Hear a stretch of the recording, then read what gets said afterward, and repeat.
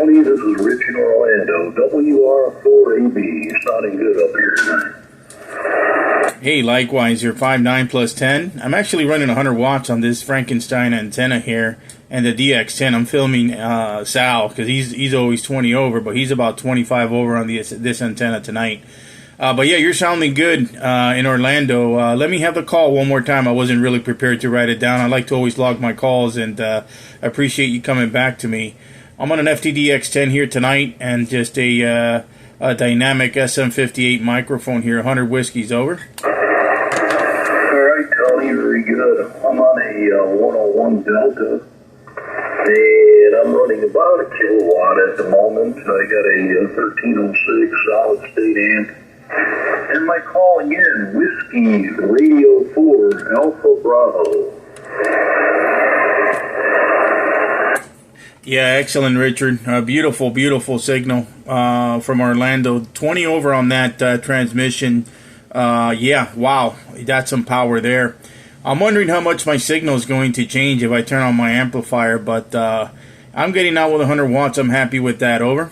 Well, you're a good solid 10 over here, no problem. And Tony, you're right up on the plus mark of the 20, between the plus mark and the 2. That last transmission, prior to that, you're right there, right about in front of the plus mark of the 2. So it's hard to believe you're on 100 watt. I know you have a lot, 400 feet of wireless guy, but buddy, well, shoot, you have to go to an amp, you'd be 30, 35 over. Well, I started filming when you when you brought in the other station. I started filming, Sal. So you peaked 30 on that one there. No preamp here. True signal 30 over. Again, this is on that Frankenstein half square antenna I put up this weekend, which my wife helped me.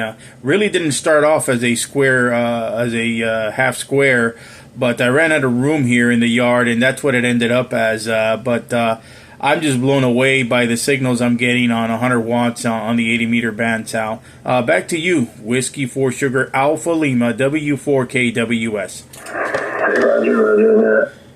I know I got at least 2 dB gain at the full wave over here.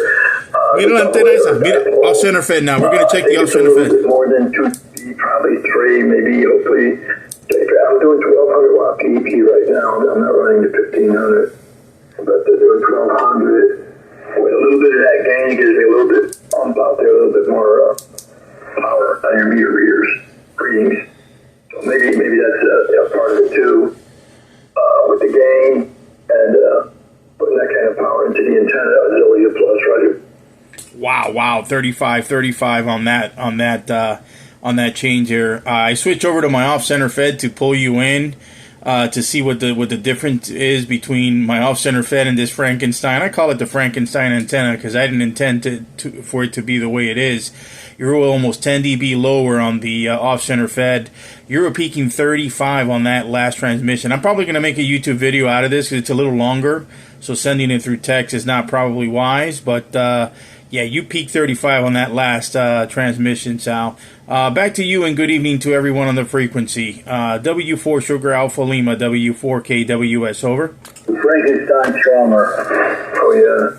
It came right up to a 25 over. Big time boom right there. It was like, ooh. 100 watts, baby. Frankenstein. Let me get outside. I want to commandeer. Yeah, man, wow. But yeah, I don't know if I finished. But when you got a full wave here on the 75 meter on the average, it's gives you about 2 dB gain over a half wave dipole. At least here in 75. Perhaps maybe another band. I don't know how much research. I'm not really interested. Maybe a little bit more, maybe less. If you got a full wave versus the half wave, elevation off the ground. Look at the off center fed. I mean, all the triples. I always compare antenna like He's a woman. So strong. Kind of unpredictable, unknowing. You never know what you're going to get from them. Either you're going to be in a good mood or not so good, or maybe a very good mood. I'm going to turn on the amp.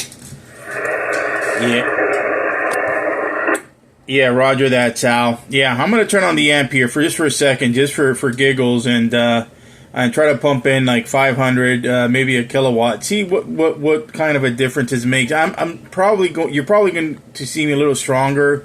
I don't think it's going to be a whole lot stronger. I mean, conditions are optimal right now. At least for me. Anyways, back to you, Sal. Give me about 10 seconds here. I'm going to boot up the beast. Over. You're right between the 2 and the 0 right now at my house. 20 me está dando con 100 vatios. How many feet wire is it, and how high in the air is it? What's the SWR? The Frankenstein one. Hey, Richard, you're 20 over. Hey, by the way, last night I heard you were 25 on the Frankenstein.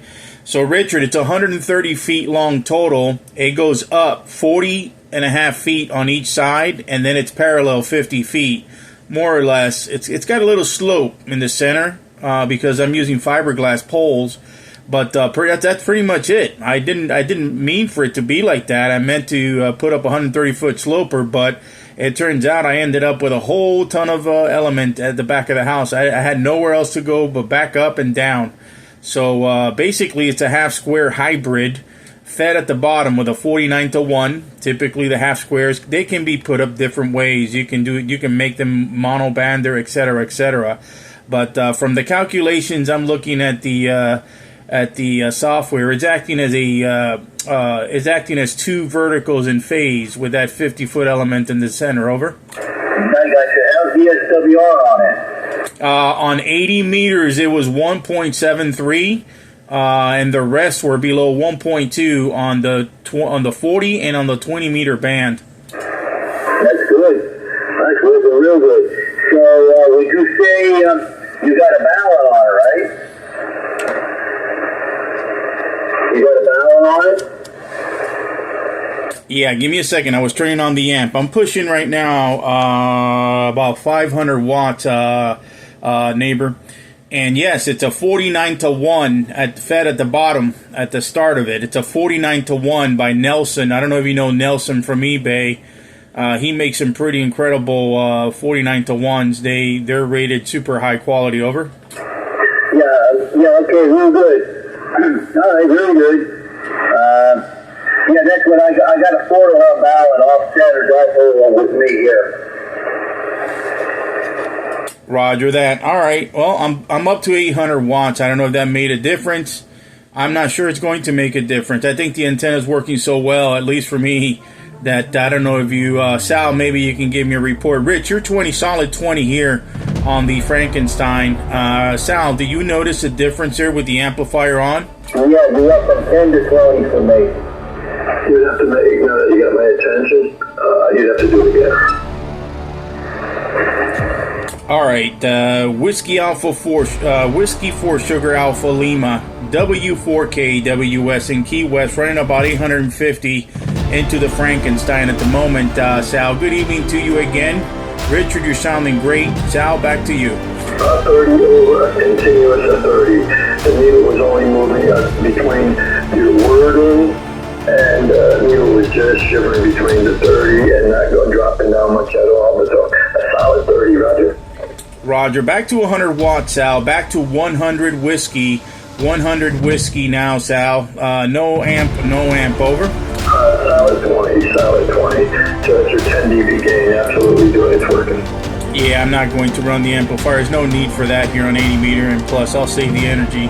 By the way, I don't know if I've mentioned this, Sal, but my entire shack is solar powered. Well, obviously not solar at night, but it's battery powered at night, except my amplifier. That's the only thing I refuse to get an inverter for. Over. Man, I'll tell you, you got it going on. I commend you, compliment you on your hard work and all the enjoyable things that you put together there, making it work like it's working.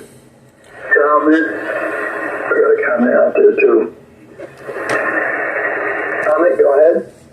Yes, sir. 75 BY here in South Mississippi. I heard the man out there in Ghana started making some changes. I had some comments. When you were 100 watts and went back to your other end time, you was hitting about an 8 units on me.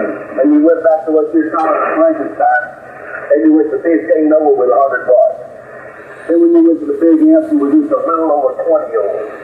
So I'm impressed with the antenna that you're running the differences like.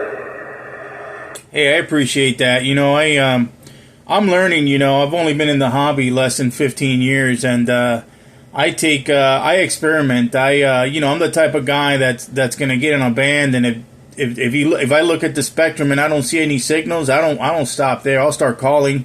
If I want to try an antenna, I change antennas. Some weeks I change antennas 3 and 4 times, experimenting, right? And I kind of keep a log every time of the year, during the time